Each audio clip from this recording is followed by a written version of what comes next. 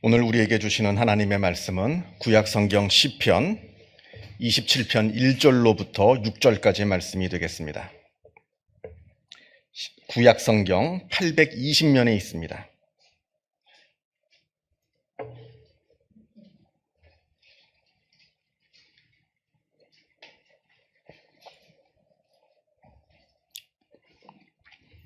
시편 27편 1절로부터 6절까지의 말씀을 봉독합니다.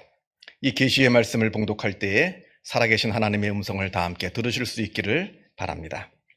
여호와는 나의 빛이요 나의 구원이시니 내가 누구를 두려워하리요. 여호와는 내 생명의 능력이시니 내가 누구를 무서워하리요. 악인들이 내 살을 먹으려고 내게로 왔으나 나의 대적들 나의 원수들인 그들은 실족하여 넘어졌도다. 군대가 나를 대적하여 진칠지라도 내 마음이 두렵지 아니하며 전쟁이 일어나 나를 치려 할지라도 나는 여전히 태어나리로다.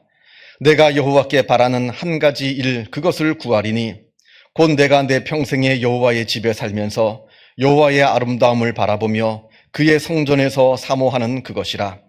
여호와께서 환난 날에 나를 그의 초막 속에 비밀히 지키시고 그의 장막 은밀한 곳에 나를 숨기시며 높은 바위 위에 두시리로다.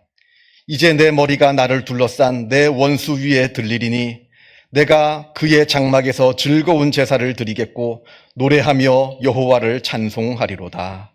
아멘. 그리스 로마 신화에 따르면 염려, 그러니까 걱정, 근심, 염려하는 그 염려가 우리 인간을 만들었다 합니다. 이게 무슨 얘기인가 하면 염려라고 하는 것이 어느 날 길을 가다가 커다란 진흙덩어리를 하나 발견하게 됩니다. 그래서 그 염려가 그 진흙덩어리를 가지고 무엇인가를 쭈물쭈물 만들어 놨는데 그렇게 다 만들고 보니까 제법 잘 만들었어요. 너무 잘 만들었어요, 자기가 봐도. 그래서 이 자기가 빚은 그 진흙덩어리를 가지고 주피터 신에게 가지고 가서 여기에다가 혼을 좀 불어 넣어 달라 간청을 합니다. 그래서 주피터가 그 빚어진 그 진흙덩어리에다가 혼을 불어 넣어줍니다. 그런 다음에 이 주피터가 하는 말이 내가 혼을 여기다 불어 넣어 주었으니 이 진흙을 자기가 가져가겠다 합니다. 그러니까 염려가 무슨 소리냐고, 이건 내가 처음 애초에 빚어 만든 거기 때문에 이건 내 것이라 내가 가지고 가야 한다 하면서 이 주피터와 이 염려가 서로 옥신각신 싸우고 있는 겁니다. 그때 사투르누스라고 하는 시간을 관장하는 신이 자기가 공평하게 판결을 내려주겠다 하면서 판결을 내리는데, 자, 먼저 우선 첫 번째, 혼이 들어간 이 진흙덩어리를 우리가 호모라고 부르자. 라틴어로 호모라고 하는 것은 인간을 말합니다. 왜냐하면 진흙 후무스에서 왔기 때문에, 후무스라고 하는 진흙에서 왔기 때문에 이 진흙으로 빚은 이 혼이 들어간 이 진흙덩어리를 인간 호모라고 부르자. 이렇게 첫 번째 판결을 합니다. 둘째로, 시간이 지나서 이 인간이 죽게 되면 그때 불어넣어 주운 그 혼을 주피터가 다시 되돌려받는 것으로 하자.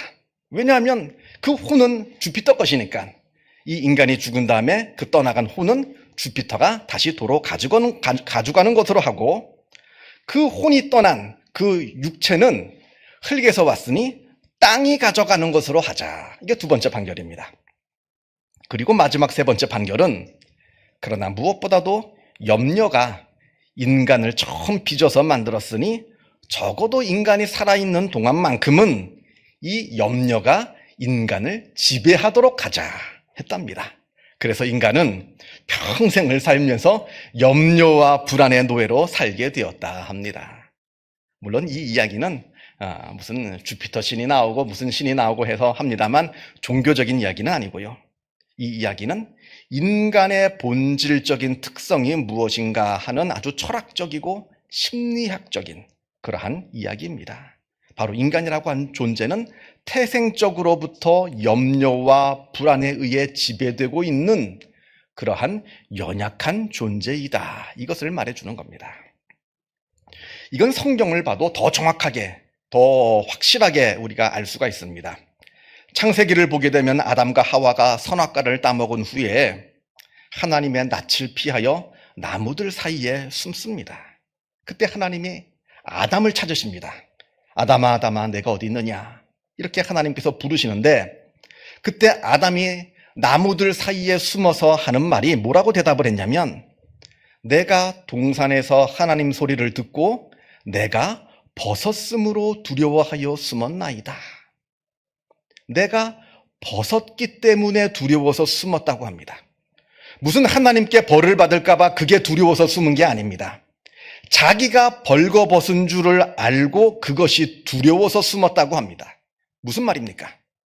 죄를 지었기 때문에 그 죄 때문에 그 자체로 두려움과 불안이 생긴 겁니다. 무슨 벌을 받게 되고 뭐 나중에 어떻게 되고 이건 다 나중 문제고요. 그건 나중 문제입니다. 지금 당장은 내가 죄를 지었다고 하는 그 자체만으로도 불안하고 두려웠던 겁니다. 신학에서는 이것을 보고 도덕적 불안이라고 하고요.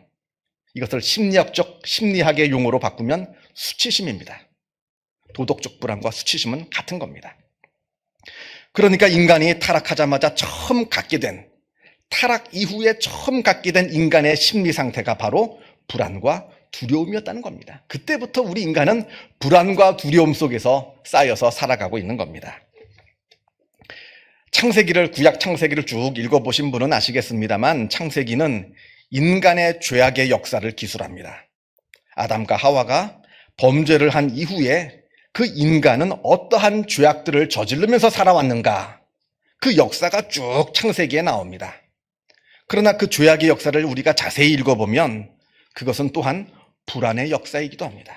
왜냐하면 그 모든 죄악들이 다 불안하기 때문에, 인간이 불안한 마음에 저지른 죄악들이기 때문에 그러합니다.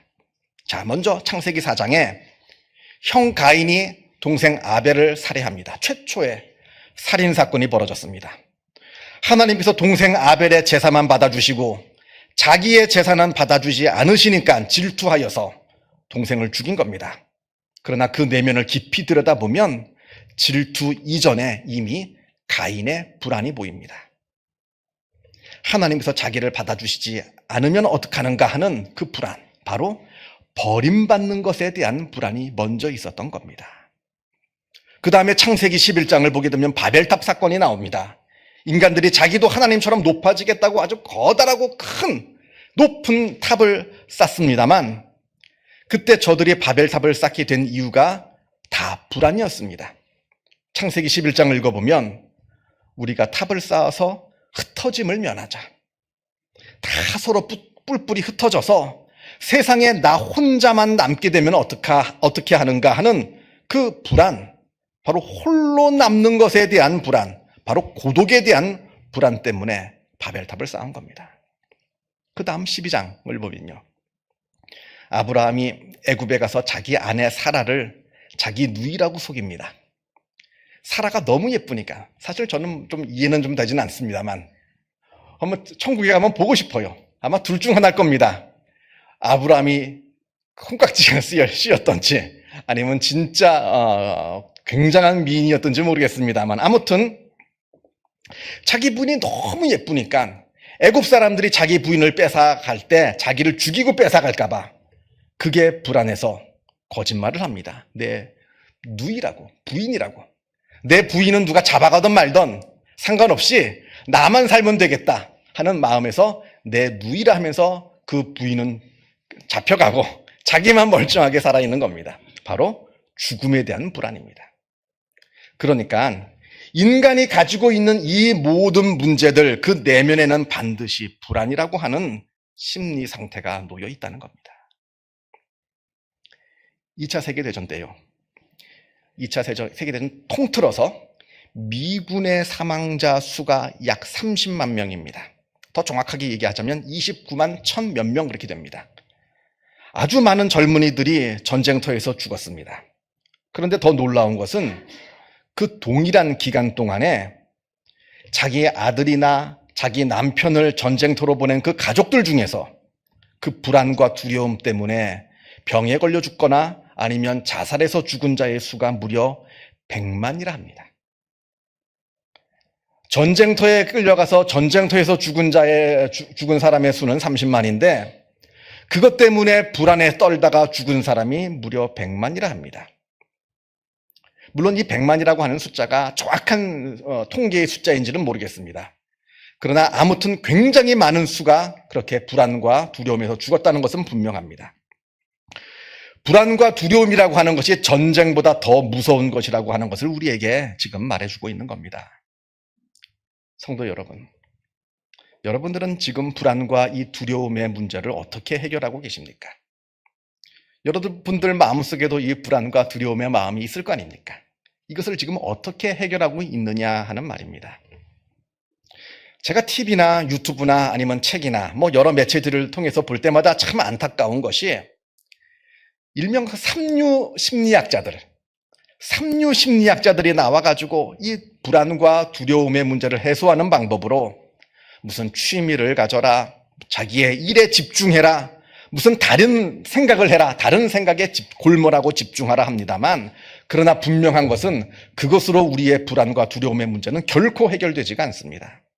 왜냐하면 이 불안과 두려움의 문제라고 하는 것은 외면한다고 해결되는 문제가 아니기 때문에 그럽니다. 그건 외면하는 것이지 해결하는 게 아닙니다.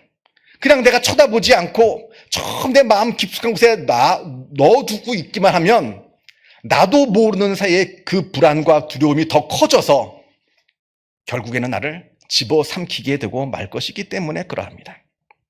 그런 반면에 진짜 최고의 심리학자들 그리고 진짜 최고의 철학가들은 무엇이라고 말하냐면 오히려 불안과 두려움을 똑바로 쳐다보라 합니다. 직시하라 합니다.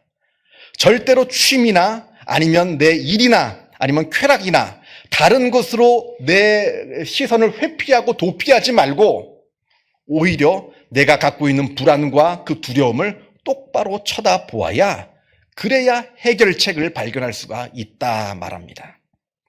그리고 이 불안과 두려움을 해결할 수 있는 유일한 방법은 바로 사랑과 헌신이라 합니다. 내가 누군가를 진심으로 사랑하고 또 누군가에 내가 진심으로 헌신할 때 그때 우리 안에 있는 그 불안과 두려움을 이겨낼 수가 있다 말합니다. 이러면 꼭 이러는 분들이 계세요. 나는 사랑도 하고 헌신도 하고 있고 그런데 왜 나는 이렇게 늘 불안하고 두렵냐고. 나는 지금 가족도 사랑하고 친구도 사랑하고 심지어는 하나님마저도 내가 사랑하고 있는데 왜 나는 이렇게 늘 불안하냐 물으시는 분들이 계십니다. 자, 여기에 우리가 생각해 봐야 될 것이 두 가지가 있습니다. 첫째는 지금 나는 사랑을 하고 있다라고 말을 하고 있는데 그런데 그것이 진짜 사랑이 맞느냐 하는 겁니다. 많은 사람들이 집착하고 사랑을 구분할 줄을 모릅니다. 실제로는 상대방을 집착하고 있음에도 그것을 사랑이라 생각합니다. 정말로 상대방을 진심으로 사랑하는 것이 아니라 나의 소유로, 나의 것으로 소유하려고 하는 그 소유욕을 가지고 상대방을 사랑한다 착각하는 경우가 많다는 겁니다. 사랑의 기술이라고 하는 책을 쓴 에리히 프롬을 아실 겁니다. 이 에리히 프롬이 어릴 때 이러한 잘못된 사랑의 피해자였습니다. 이 에리히 프롬의 어머니는 에리히 프롬을 낳을 때 딸을 낳고 싶어 했대요. 근데 아들이 나왔습니다. 실망합니다. 그래서 이 에리히 프롬을 딸로 키웁니다. 머리도 길게 하고요. 옷도 여자 옷을 입히고요. 심지어는 치마를 입히면서 키웠습니다. 이 에리히 프롬은 또 바이올린을 좋아하고 바이올린에 굉장한 재능을 가지고 있었는데 그 엄마는 바이올린을 좋아하는 게 아니라 피아노를 좋아했답니다. 그러니까 엄마가 그 에리히 프롬에게 바이올린은 안 가르쳐주고 억지로 피아노를 하게 했다 합니다. 그러면서 머리를 길게 하고 또 여자 옷을 입고 치마를 입고 피아노를 치고 있는 이 에리히 프롬을 아주 자랑스럽게 여기저기 데리고 다니면서 우리 아들 좀 보라고 이렇게 멋있다고 그러면서 자랑하면서 다녔다고 합니다. 물론 그 어머니는 그것을 사랑이라고 말할 겁니다. 나는 내 아들을 사랑하기 때문에 이런 것이라 말할 겁니다만 그러나 이것은 사랑이 아닙니다. 집착이죠. 우리가 사랑과 집착을 구분할 줄을 알아야 한다는 겁니다. 그래서인지 몰라도요. 이 에리히 프롬이 성장해서 진정한 사랑이 과연 무엇인가 굉장히 깊이 사색을 합니다. 사랑이라는 것이 도대체 무엇인가, 어떠한 그 성격을 갖고 있고 어떠한 특성을 갖고 있는지 아주 깊이 사색을 하게 되는데, 그 결과 명작 사랑의 기술이라고 하는 이 책이 나왔다고 합니다. 이건 남녀 간의 관계도 마찬가지입니다. 우리는 종종 상대를 소유하려는 마음을 사랑이라고 착각합니다. 상대방을 존중하지도 않고 상대방에 대한 책임도 다하지 않으면서 그저 내가 좋아한다는 그 감정만 가지고 있는 것, 이건 상대방을 소유하려는 것이지 절대로 사랑이 아닙니다. 또 이건 하나님과의 관계에도 마찬가지입니다. 왜 하나님을 믿는데 왜 나는 자꾸 불안한가 하면, 그건 바로 하나님을 온전하게 사랑하지 못해서입니다. 하나님과의 나와의 관계가 사랑의 관계가 아니라 그저 업무적인 관계가 되어버렸기 때문에 그러하다는 겁니다. 이게 무슨 얘기냐면, 하나님을 진심으로 사랑하지 않고 정말로 하나님을 그 인격적으로 사랑하는 것이 아니라 그저 나에게 용무가 있을 때, 그때만 하나님을 찾습니다. 일이 잘 되고 아무 걱정 근심 없을 때는 하나님을 완전히 잊어버리고 살다가, 그러다가 나에게 갑자기 무슨 문제가 생기고 하나님의 도움이 필요할 때 그때 하나님을 찾습니다. 그러니까 불안하죠. 전에는 분명 하나님이 내 말을 잘 들어줬는데 이번에는 과연 하나님이 내 말을 들어줄래나 말래나. 이번에는 하나님이 내 말을 들어줄 보장이 없거든요. 업무적인 관계니까. 사랑의 관계가 아니라 업무적인 관계니까 불안한 겁니다. 내가 하나님을 필요할 때만 찾는 것, 이건 사랑도 아니고 믿음도 아닙니다. 죄송합니다만 이건 우상숭배입니다. 우상숭배. 구약에 있는 그 수많은 우상숭배자들이 그렇게 하나님을 섬겼습니다. 하나님을 조종하기 위해서, 내 마음대로 하나님을 조종하기 위해서 하나님을 섬긴 겁니다. 그게 바로 우상숭배라고 하는 겁니다. 우리가 깊이 생각해 봐야 합니다. 자, 그리고 두 번째, 사랑과 헌신만이 불안을 이길 수 있다 하는데, 그때 생각해 봐야 되는 두 번째는 우리의 사랑과 헌신의 대상, 그 대상이 숭고하면 숭고할수록, 그리고 초월적이면 초월적일수록 우리는 불안과 두려움을 이길 힘을 얻게 됩니다. 제가 예전에 어느 청년한테 들은 이야기인데요. 이 청년이 하도 밤마다 이상한 꿈을 꾸고요. 그리고 마음이 괴롭고 불안하고 두렵고 막 덜덜덜 떨려가지고 할 수 없이 점을 치는 점집에 갔답니다. 점집에 갔는데 그때 그 무당이 하는 말이, 너는 큰 신을 섬겨야 한다 했답니다. 너는 큰 신을 섬겨라. 다른 신 말고, 그냥 보통 신 말고 너는 큰 신을 섬겨야 너의 그 문제가 다 해결된다. 그래서 집에 와서 한참 생각했답니다. 큰 신이 누군가. 한참 생각해 봤더니 하나님이더랍니다. 그래서 그때부터 교회에 나와서 신앙생활을 하기 시작했다 하는 이야기를 제가 들었는데요. 제가 그때 그 청년한테 그랬습니다. 그 무당 참 용한 무당이라고.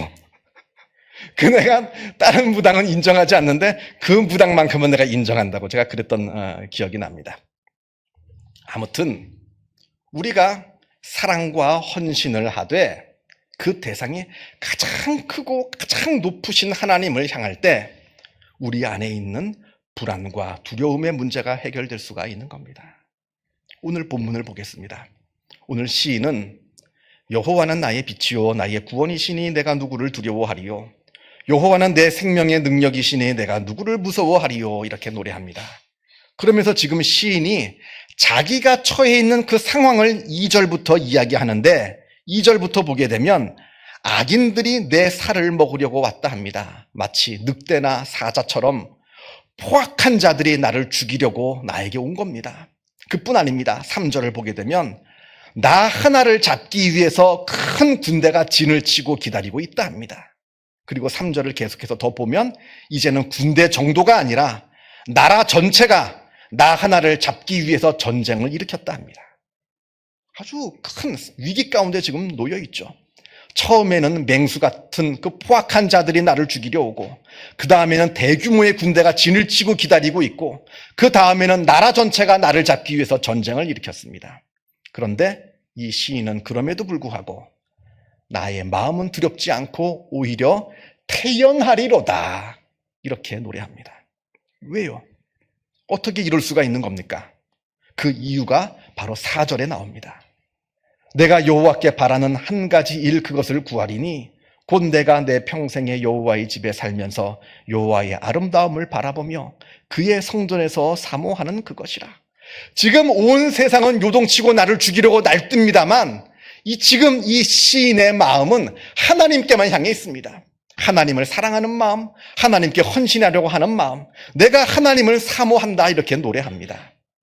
우리가 이 말씀을 읽으면서 조심해야 되는 것은 맹수같이 포악한 자들이 나에게 오고 나를 치려고 군대가 진을 치고 있고 전쟁이 나고, 이 상황에서 하나님께서 나를 지켜주시면, 나를 이 어려움에서 구해주시면 그때 내가 하나님을 사랑하고 하나님께 헌신하겠습니다, 이 뜻이 아닙니다. 또 반대로 하나님, 내가 하나님을 이렇게 사랑하고 하나님께 이렇게 헌신하고 있으니까 나를 좀 도와주세요 하는 그 뜻도 아닙니다. 그런 1차원적인 이야기가 아닙니다. 이건 아주 고차원적인 이야기입니다. 이건 지금 상황을 이야기하는 게 아니에요. 상황이 좀 좋아지면 내가 좀 평안해질 텐데요, 그러니까 내 상황을 바꿔주세요, 이게 아닙니다. 상황하고는 불안의 문제하고, 상황과 불안의 문제는 아무 상관이 없는 그러한 문제라고 하는 것을 이야기하는 겁니다. 무슨 얘기냐면 상황하고 상관없는 평강을 지금 노래하고 있는 겁니다. 짐승 같은 자들이 오던, 군대가 쳐들어오던, 전쟁이 나던 상관이 없습니다. 그럼에도 불구하고 나는 그 상황과는 상관없이 아주 초월적인 평강을 누리고 있다. 왜냐하면 나는 지금 하나님을 사랑하기 때문이라. 이것을 이야기하는 겁니다. 이것이 바로 사랑이라고 하는 것이 갖고 있는 아주 초월적인 능력입니다.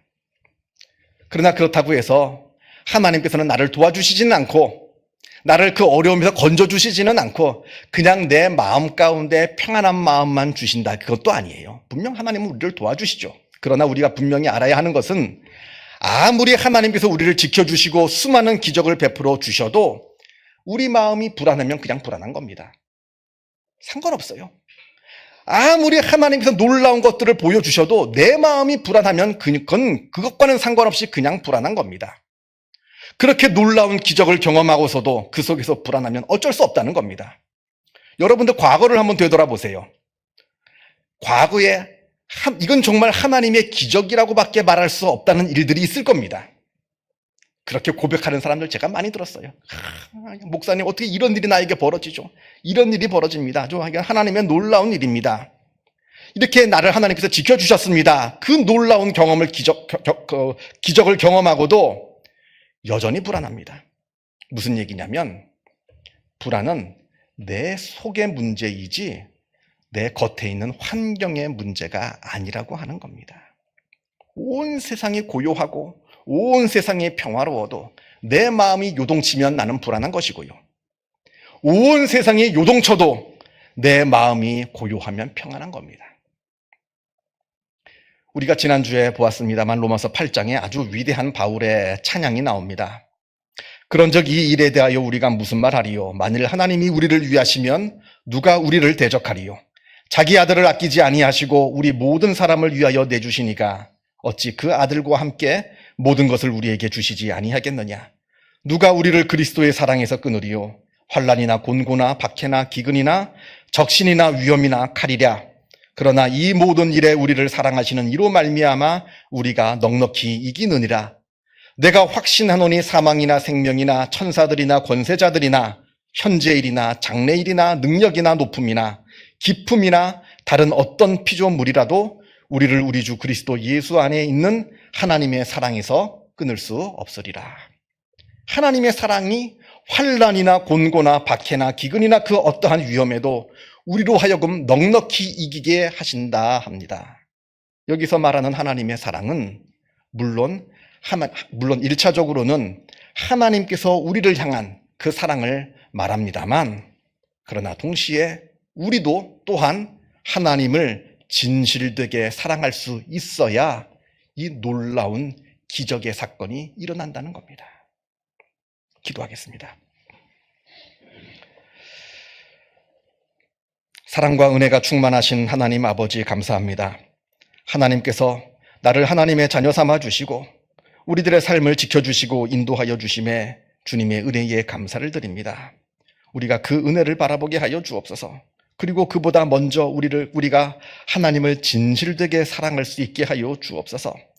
사랑이 이 모든 것을 다 넉넉하게 이긴다 말씀하여 주셨사오니 하나님께서 우리에게 향한 그 놀라우신 사랑을 우리가 깨달아 알게 하여 주시고 우리도 그 사랑에 응답하여 하나님을 진실되게 사랑할 때 우리도 또한 하나님께서 주시는 그 놀라운 평강을 누리며 살아가는 큰 은혜를 누리며 살아가게 하여 주시옵소서. 세상은 요동치지만 우리 마음 가운데 평강을 주옵시고 그 평강한 마음을 가지고 세상을 이기며 승리하며 살아가는 우리 모두가 다 되게 하여 주옵소서. 감사드리오며 이 모든 말씀 우리 주 예수 그리스도 이름으로 기도하옵나이다. 아멘.